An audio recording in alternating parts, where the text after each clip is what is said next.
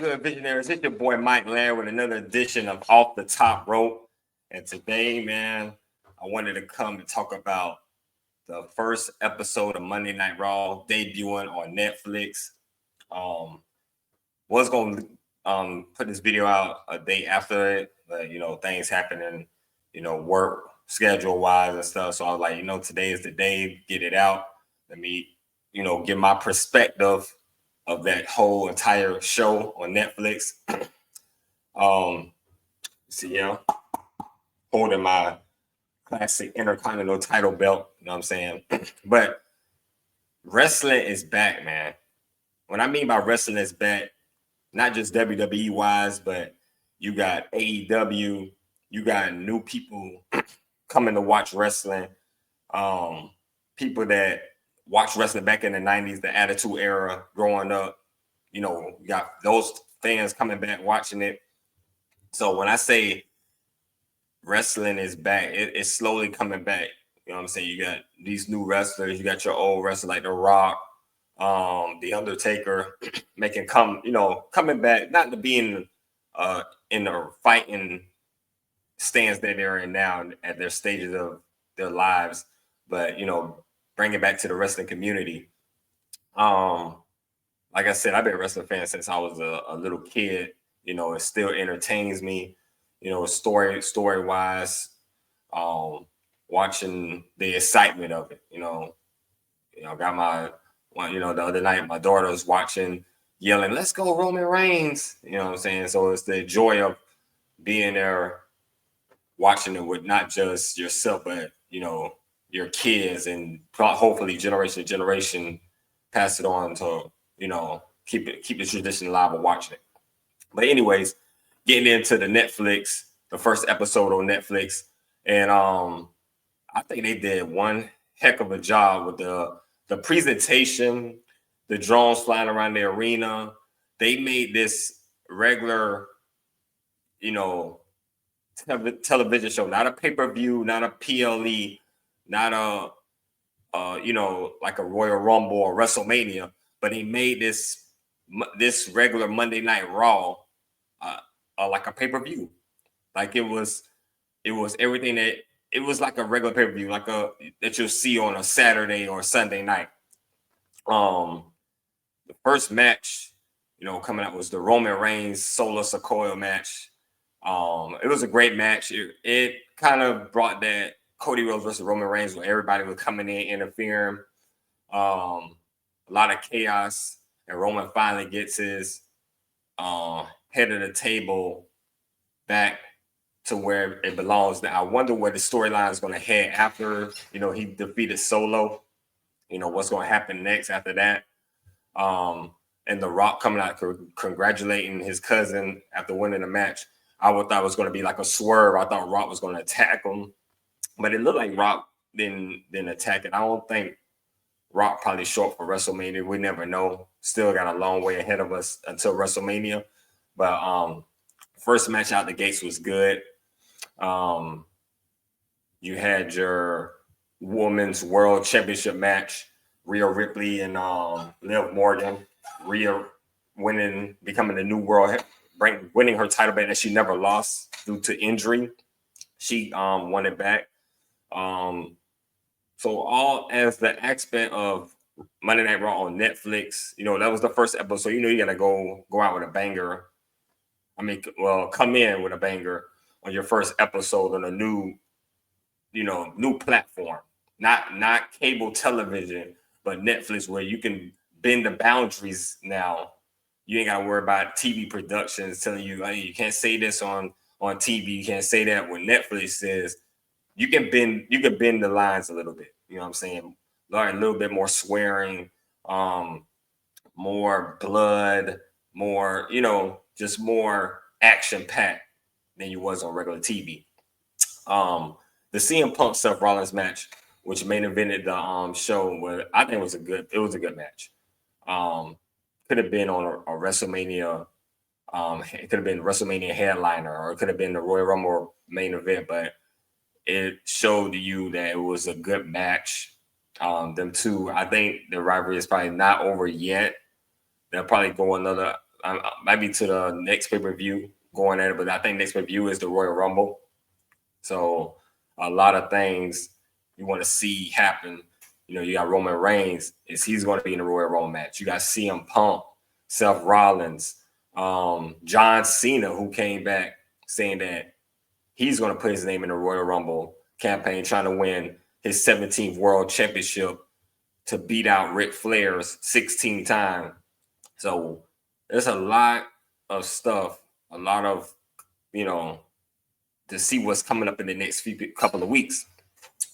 Overall, my standpoint on Raw on Netflix, you had the Jey Uso, Drew McIntyre match. I'm trying to think, was it Jey Uso? I think it was Jey Uso and Drew McIntyre. They had Jey pulling the win over Drew, which I felt that it wasn't one of the greatest matches. I could say if I had to rate it between 1 and 10, I'd probably give it a 7. It didn't owl me, and then it was just a regular match. You know what I'm saying?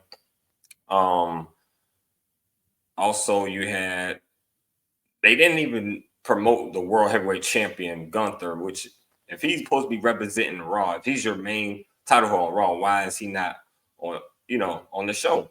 You know what I'm saying? He wasn't there. I don't think the Raw Tag Team Champions were in there. So it was a little bit lackluster. Yes, you had your wrestler sitting in the audience, which for me was like, what are you trying to prove? I guess they were trying to make it as like UFC, where they have such and such fight, such and such, and then you have all these fighters in the audience watching. So I guess they were trying to make it, you know what I'm saying, a big fight feel, which it was. It was great. You had Undertaker coming out after Rhea won the world title, giving his salute to Rhea Ripley, doing the iconic fists in the air like he always does when he's on the motorcycle. The worst segment had to be the Hulk Hogan segment. When I say Hulk Hogan was booed out of the arena, it was crazy. You went from Rock opening the show where the fans are going crazy. Like you couldn't hear nothing. It was just loud. When John Cena coming, loud. Roman Reigns, loud. But, I know some people say, oh, it ain't had to do with politics because, Undertaker supported Trump or whatever. But I think it does a little bit, because you got to look how Hulk Hogan presented himself in that political debate. You know what I'm saying? So, and then having him in Los Angeles, out of all places, it just made it worse. And I think that, that part kind of hurt WWE. I know he was out there trying to promote his new beer, the Real American Beer, but I think they could have did like a snippet or something, but having him there and getting booed like it was 1996 when he turned and became on the NWO, it was just crazy. Overall, the show was great, which I know every show on a Netflix era is not going to be, match up to that level. But you got to understand, that was the first episode of Netflix. You're trying to make an impact. You're trying to get more viewership, which I think they will. Put this belt down real quick. Kind of heavy.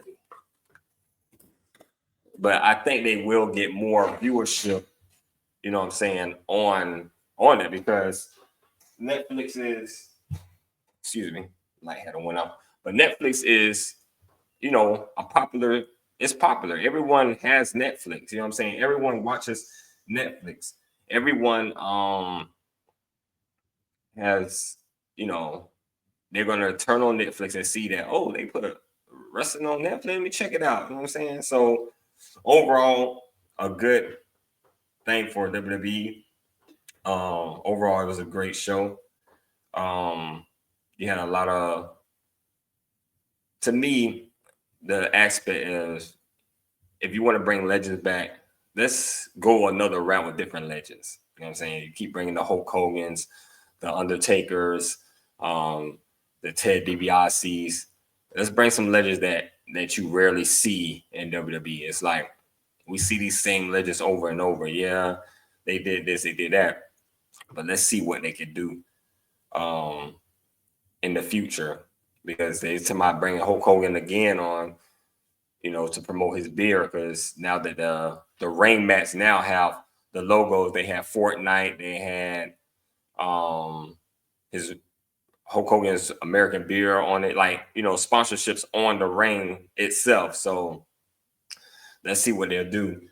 Overall, if I had to rate this Monday Night Raw, I would give it probably 8.5 out of 10. It was, like I said, they treated it like it was a pay-per-view, all the new aspects, the referees with new ring shirts now, no more that black and white. It's a more darker color. They had the camera piece, which they've been with doing it, for the big pay-per-views, but showing the camera piece that's on the ear of the referee, looking at their point of view. You had drones in the air. The presentation of it all, was a big fight field. Packed crowd was live. But let's see I want to see what the future brings for WWE and Netflix. Will they push the envelope? That's number one. Number two, will they go away from the PG era? Will they make it TV 14 like they used to do back in the day, or TV, PG 13? Will it be more? I ain't gonna say blood, or more, not gruesome stuff, but like, will it be more pushing the envelope? Let's see how far we can push it with Netflix than we did when we was on USA Network. So we want to see, stuff like that. Also, we got SmackDown that switched over to USA Network now. They're still on TV Network. For now, they moved to 3 hours. So let's see what SmackDown will do with USA Network. I don't see SmackDown. SmackDown probably pushed the envelope just a little bit because they're still on regular television. But I think Monday Night Raw can push the boundaries. Do stuff that they used to do in the Attitude Era, pushing where it's like, hey, okay, we're gonna push it right there, but we don't want to make, what I'm saying? And also, it's a new day and age as well. Like, you don't want to make the crowd sensitive in a way like, oh, they did that. No, this ain't the 90s. You know what I'm saying? So it is going to be tough to see how they pull it off. I think the Triple H era is full effect, has done a great job. You know what I'm saying? Bringing up show. Yeah, everyone's not going to be perfect. The same thing like, if you play in a video game, you're like, oh, this game wrong. And then some people are like, man, the game can be all right, but they got to do this, they got to do that, they got to do that. You're going to get your critics. But overall, I want to see what this leads to. Where does the new bloodline with Solo Sikoa, what do they do after they lost to Roman? Will they get with Roman, or will this feud continue? Will The Rock join in? What does CM Punk fit in after all this? After he said, Paul Heyman, you owe me my favor. So a lot of storylines. Can't wait to, see what the mix is. We got also got wrestlers, free agents. Penta from AEW just signed with WWE. He should be probably making his wrestling debut probably next week on Monday Night Raw. I think it is. Probably going to fight Chad Gable. We got Malachi Black, also known as Aleister Black in WWE. Will he go back to WWE? It'll be nice for him to go back to WWE and finish the storyline he had with Seth Rollins. Seth Rollins, so-called, punctured his eye on the staircase back in the pandemic era. So, it's a lot of stuff. Like I said, wrestling is booming. You know what I'm saying? No more of that Vince McMahon, we don't say wrestlers, we say superstars, or we don't bring up terms. It's a different era. Everyone has dirt sheets and reads into it. What happens? What's this? That's going to be out there now. That's this time, day and age of that type of stuff.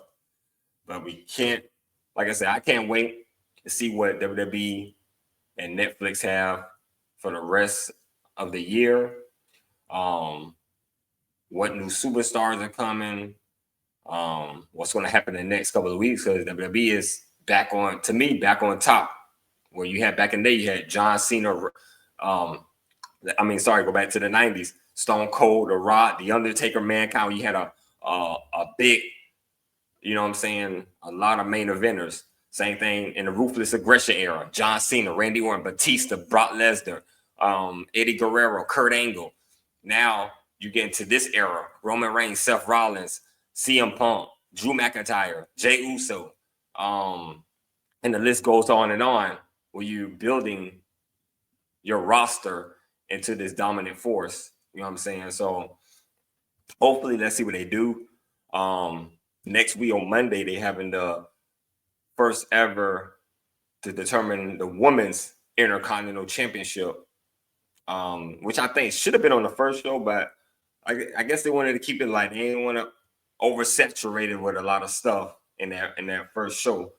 You know what I'm saying? So people were saying, oh, they should have put that women's inaugural title on the first show, but it would be oversaturated with the Rhea Ripley match with Liv Morgan, Roman Reigns and Solo, Seth and CM Punk, and all the other stuff that's going on with The Rock returning. So I think it was a good idea for WWE to hold that title match off and then present it next week.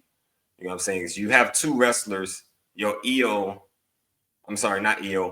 Dakota Kai and Valkyrie, you know, two type of wrestlers that name isn't top tier, but like mid card wrestlers. So let them get the shine next week. I do want to say that Gunther should have been on this show. If he's your world champion of Monday Night Raw, he should have been the headline, not the headline, but at least been featured on your show if he's your world champion for Raw, instead of Cody Rhodes being featured more than your world champion. So little small issues, you know what I'm saying, that I think they can work out. We also want to know what this happened. What would the Usos do? Are they going to be back as a tag team? Was Jay going to keep continuing, you know, his singles streak, or will Jimmy return on him again? So, like I said, it's a lot going on. When you got, you know what I'm saying, you're going to have Triple H at the head, writing everything. Shawn Michaels doing his thing in NXT. You know what I'm saying? So you have a new, fresh faces at the head, you know, looking over like, okay, this is what the audience sees. This is, you know, we gotta move how the world is moving. We can't be, oh, we're gonna do this 90s thing, but we stick it, and it's 2025. So can't wait to see what they do. You know what I'm saying? I just had to come out here, get my 2 cents on the WWE Raw Netflix first episode that they had, and I think it was an 8 out of 10. Just a couple of hiccups, the Hulk Hogan segment, the Jey Uso, Drew McIntyre was give it like a 6, but overall, great show. They treated like it was a pay-per-view, and let's see what y'all. MikeLarry, and I'm out. Go share, subscribe. Off the Top Rope with your boy.